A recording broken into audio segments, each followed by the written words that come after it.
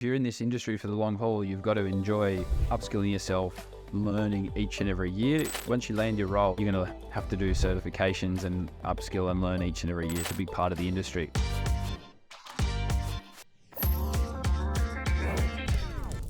Welcome everybody to the Cyber Revolution podcast. Thanks for joining us yet again. I'm Adam Hewitt, the CEO of Cyber Revolution, and today I'm joined by yet another star student of ours, Kessington Omoruyi. Kessington, how are you? I'm good. How are you, Adam? I'm good. How did I go with your last name there? Was it correct? Yeah, that was perfect. That was perfect. Trust me, it was. Fantastic. Okay, good. I've practiced it a few times before.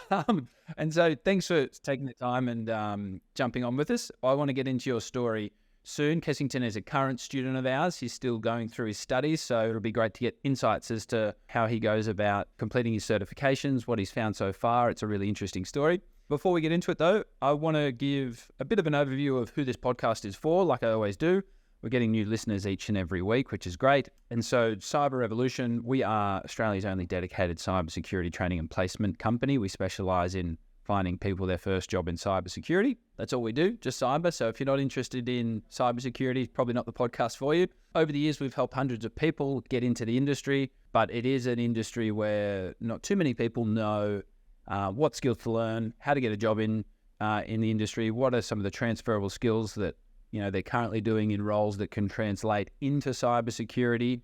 And so there's a lot of questions that need to be answered before people are comfortable to decide to change careers or decide to invest into themselves and get into cybersecurity. So the point of this podcast is to answer those questions as well as possible, get insights from students and experts, and really educate people on how they can land their first job in this booming industry. Okay, so if that resonates, if that sounds interesting, then keep listening. Kessington, let's get into it, shall we?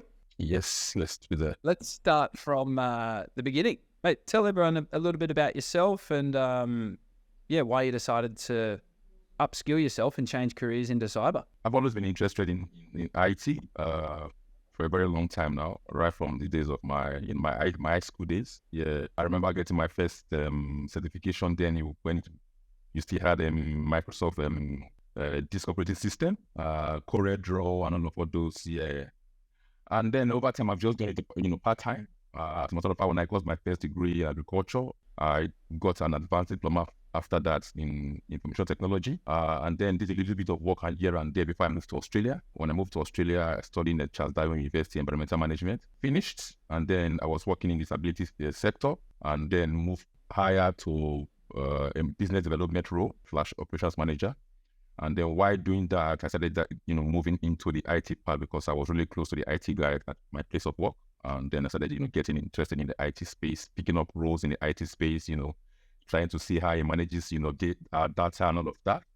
So then I decided to get into IT fully and full time, not on the side anymore. Then I started looking for an organization to, do training. I checked some of the unis, look at their syllabus, the processes they go through, did a little bit of research, and then went extensively into, researching, trying to get a perfect fit for me. And then I came across Cyber Revolution. As a matter of fact, I saw it on Instagram. It was you, talking about Cyber Revolution, how you help students with their studies and how you help them with, getting a job. So I went, deeper, visited your website, looked at your curriculum, and it was a perfect fit for me. I liked the way your courses were properly structured, it was listed out for you like this, you do that, and then, there's a process for you to get into. And it was very straightforward. I was not confused anymore. So that's when I contacted. I can't remember the person I contacted now, but I called a number there. I spoke with one dude who later directed me to RIS. And yeah, it's been smooth ever since. Great. That's great. And I think that's important. A key takeaway for everyone listening is to do your research, right? That you've done. As you said, you've researched, you've always wanted to study IT or wanted to get into cybersecurity. And the thing that we always let our potential students know is jump in, do your research on the industry, learn why you want to get into cybersecurity. And then once you come across us, or if you come across us, again, do your research or speak to one of the team members and ask lots of questions, because you have to be comfortable in knowing what you're getting yourself into, what skills you're going to be doing, what job you're going to be doing, which is what we teach all of the people that come into us before they join our program. So they're really clear. Did you like how our course and the job placement program was structured and set out? Does that make it easy to understand the outcome? Yes, like I said, One, I like the way your courses were structured. It was very clear. Like I spoke with so many persons, everybody gives you their own story. And the more you speak to people, sometimes watch YouTube videos, you just get confused. Like, what exactly do I do? Like, okay, I want to study cybersecurity. What certifications do I need? What do I do? So you look at this video, they talk about this. There's no consistency, and you won't blame them for that because the IT space is very broad. There's class security, there's data security. It's complex. So sometimes they ask you questions and you're like, I'm not really sure about that. But then when I saw your page and I saw the way the courses were neatly well structured, and A plus, networking plus, security plus, CISA plus, pen testing, neatly spelled out, I was like, yeah, this is so focused on what I want. I didn't have any more questions. Spoke with your guy and I was very convinced these are the guys I want to study with. That's good to hear. That's what we want to do, right? We want to keep it as simple as possible. We only do one thing. We do it really well. And we just want to make sure that it's really clear for all of the students what they're going to be, going to be studying, and they're also the job outcomes, which is great. For you, what was it about? So you came across us. What was it purely about cybersecurity that made you go, yep, I want to get into this industry? I know you were always interested in IT, but what was it about cyber that was like, yeah, let's do this? So over time, I've observed that, businesses now, I'm leaning more towards, the online space. I can say most businesses, like 50% of the businesses now are at least 50% are conducted online, which has made, I say it has brought the positive part, also the negative part, because now there's more cyber crime, because now most cyber activities are, are targeting organizations online, because it's easier to target an organization online than, offline. So, and then there's this need now for cybersecurity, that aroused my interest, There's this growing need for cybersecurity because, like I said earlier, businesses are moving to the cyberspace. Everything is going on to the cyberspace, So, and that really aroused my interest, and I really wanted to be, if I'm to add to that, I've also seen, a few incidents, relating to data, leak and all of that. Like I said earlier, I have a friend who's into the IT space too, security space. And, the way he responds to this, I really want to be part of that, create, a cyberspace that is safe, for people, that is safe for, doing businesses and all of that. My goal actually is the next 5 years, I want to be a cyber security consultant. That's my goal. I've put a goal and I put a deadline. 5 years from now, I want to be a consultant, like really specifically cybersecurity. And it's like, I'm very clear about it and like not even confused about it. We can chat about this in more depth around the pathways to get there. That's great. You can go from an entry-level cybersecurity GRC. It's called a GRC consultant, governance, risk, and compliance. That's an entry-level job. Okay, that's if that's the pathway you're going to go down, then we can tailor your applications and we can target specific employers of choice that we partner with to apply for those roles. So you get into an entry-level consulting role. For the first 6 to 12 months, you're kind of finding your feet in that role and just going, okay, you might be shadowing consultants, learning from them. You're probably not really going to be client-facing for the first 6 months. And then they let you out and go, okay, time to go out, meet clients. I know you've done a business development role before as well, which would put you in really stead because you need to be able to speak to people. You need to have good communication skills. You need to be able to build. You need to do that in a consulting role, as well as have some of the technical knowledge. So, you're on the right path. And in 5 years, typically the pathway, the best thing about cyber is you can go from an entry-level GRC consulting role to a cybersecurity consultant probably in about 18 to 24 months. So you can definitely achieve that. And then if you want to get into, say, a senior cybersecurity consulting role, you probably need around that 3 to 5 year experience. So that'll be the pathway. That'll be the pathway for you, I think. You must be pretty pumped for that. Yes, really excited. Definitely, yeah, of course. You've done really well with your studies so far. You've, as you said, you came to us with a little bit of IT interest. You'd always been interested in it. You moved to Australia, got into the disability industry, never then really formally decided to go down the training pathway, but you've done really well, right? You're still about halfway through your studies with us. What are some key strategies that you've implemented to ensure your success? And I had a quick chat to Reese, your student support officer, before this, and he said that you were really good at setting some of these strategies. So I'm interested to hear more about it. For me, it's been 3 main strategies, which is time management, setting goals, and not just setting goals, adding deadline to those goals. That's just been the 3 strategies for me. Manage my time properly, Before I started this, I had some other social activities that I engaged in, but I had to cut so many things off, because I wanted to meet my target. So set goals, set goals, manage my time properly, and I had to have deadlines for those goals. For example, I already had a date for writing my A+ exams. I already had a date for writing my networking exam. I have a date for my security exam, CISA, and pen testing. Already felt out. I know when I'm supposed to be writing the exam. So, and I have my source like with dates and specific time. So with those dates, goals set and a deadline for them, now it's left for me to work hard to meet those goals. So having goals is not enough. Adding a deadline, just, add that final, touch to it, So because I know when I'm writing my exams, even if I've not started the course now, but I know when I'm supposed to be writing the exam. So I work towards it. If I have to put 8 hours a day, set me on that path straight, and then I work hard towards it. And also I will just make sure that every week I have something for my tutor, I don't want him to get online with him and I have nothing. I always have something. I've done this, I've done that, I could discuss, and so because I feel, it's insulting and embarrassing not to, have anything present. I think it's important, right? You have your goals and you set deadlines for it, but it's then important to have someone to keep you accountable to make sure you achieve those goals, to go, hey, Kessington, you haven't done this week's studies. You're not going to achieve this deadline if you don't do it. So I think that's really important, which is Reese's role. I spoke to him right before we jumped on to have this chat, and he said, for you anyway, why he thinks you're so successful in your studies and will continue to be successful in cybersecurity is because you're so dedicated and consistent. They're the two words that he used. And even a more tangible strategy that some of our students could probably use, and a lot of people who who aren't our students, is to take off their social media on their phones.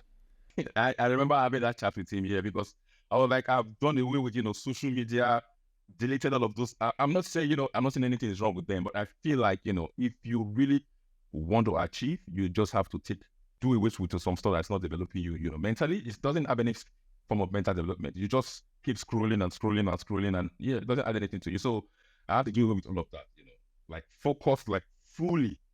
So get all of my time into this. So that's what I did. That's what I did. Yeah, time management. You prioritize your time. You go, you know what? The social media and scrolling on Instagram or scrolling on Facebook, for that, you've got to be able to switch off and be able to enjoy yourself and do some of that stuff as well. But you prioritize it. And then if you're like, you know what, the next 2 or 3 months, I'm really focusing on this specific thing, then you can delete those apps off your phone and always get back. They're not going anywhere, right? So that's a really, really, really, really good strategy. Okay, so you jump in, you started your studies, you're getting all the support, you set some deadlines, you started your first certification, your A+ Core 1. Were you nervous going into that, not knowing that like you haven't really studied that before, and it was a bit of the fear of the unknown? Well, I wouldn't say I was really nervous because, like I said earlier, I've always had an interest in IT. I was sure I could do it, and like I said, I've been, doing stuff like this on the sides, and like I kind of had a little bit of, knowledge and experience about, the road, but the part that I was not comfortable because of the fact that I finished my master's program in 2018. That was about 5 years ago. I'm not really gone back to school. So the part I was, I was a bit skeptical about was, getting back into that routine, of studying, like I said, time management, all of those stuff, I've not done that in a while. That was the only part I was a bit skeptical about. But yes, I was able to overcome that part and, get fully into that, that routine of studying, managing my time, all of that, which is another thing that I was happy about, joining Cyber Revolution, was the fact that, it was not only upskilling myself, also building my character and discipline as a person. Sure. So these are the two parts of my life that I feel like, upskilling and also developing myself physically, mentally, psychologically, and all of that. Yeah. I love it. You've got to love learning, right? If you're in this industry for the long haul, you've got to enjoy upskilling yourself, learning each and every year. Once you land your role, you're going to have to do certifications and, upskill and learn each and every year. So it's a big part of the industry, which is why I think it's great. Okay. You touched on it briefly. With your studies, what have you enjoyed most about your studies? Has it been learning the online lectures, jumping into the practice labs, the mentors, or the support? Which one? Yes, everything has contributed to to how fast I've come. Like you said rightly, the labs are perfect. Imagine studying with another, with an institution where there's no lab, to get hands-on skill, which is one thing I like about Cyber Revolution. There's a lab for you to get hands-on experience. So you're talking, for example, you're talking about configuring a Cisco router. You can go onto the lab and, or configuring an Active Directory system. You can go to the lab and, you see detailed step-by-step process on how to configure, Active Directory, Microsoft Active Directory. So I love the lab. The lectures too, the modules, perfect. They are neatly explained, properly explained. The dude that I really like most is Adam Simpson. I like the way he explains his model. Yeah, this is kind of my best, tutor, So I like the way he explains and all that. He breaks it down, That's the thing about Adam, I think Adam Simpson. Yeah, and you're right. The labs are really important, right? The labs are there to simulate the real world environment. And we all know that you retain information 70% higher once you know how to practically do something.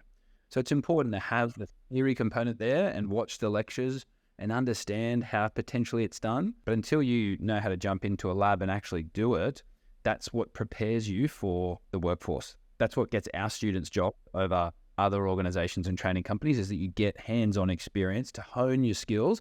So then once you're in the industry, you're like, oh, this isn't completely new to me. I've done this before. Yes. The lab is very important. The tutors, yes, it's also important. They help him research, great. Weekly checks, chat about how to go, what next to do, then modules to complete. Yeah, that's important. The lectures as well. And like I said earlier, the labs, perfect. Gives you hands-on experience. And that has helped. Brilliant, mate. Good stuff. Okay, and so let's finish up. Last question is going to be around some tricks and tips. We've already given some tricks and tips that you've used. But what would be the top 3 tips for somebody right now who's just starting out their journey into cybersecurity, or just starting their studies, actually, would be probably the best, most relevant tips you can get? Like I said earlier, time management. If you really want to do this, you've made up your mind, you have to put in the time. You really have to eat, sleep, and dream this stuff, to be able to be good in it, So time management, you have to sacrifice, some stuff that you normally do so you can create time to do this, which is the first for me. And then develop passion for it. And then just put in your best, Of course, understand that, starting up, you might not be getting it as easy like you thought, as easy as you thought. But with consistency, everything will fall into place. You start understanding what you're studying more easily. And also with the exams, the mock exams on Skillsoft, your labs, the modules, after each course, you might take the exams and not really score well. That's normal. With practice, you're just going to get better. So 30 or 40% is going to turn 50, 60, and then before you know, you are scoring 95%. So don't let that discourage you, because that was also a part that I experienced at the beginning, after all of the studies, and then you do the first mock exam, you score maybe 40%. That's nothing, Practice further, and then you just keep doing better. And before you know, you're scoring 95%. Trust me, don't let that discourage you. So just keep going, be consistent, and you will do well. That's a really, really good tip. Be consistent, but around the practice exam. So to give a bit of context, we get our students all of the right skills, and then we give them practice exams, like a mock exam, before they sit their major exam to sit their certification, so they can hone their skills, get used to that exam environment. And the first time they sit it, it's actually a good thing, right? If they score low around that 40, 50% mark, because then what that does is identify skills gaps that we can then go and target and focus on upskilling in. So go back, revise, jump into this lab, jump into that module, then come back, and we can really hone in those weaknesses, and we can customize a new practice exam that just focuses on those weaknesses.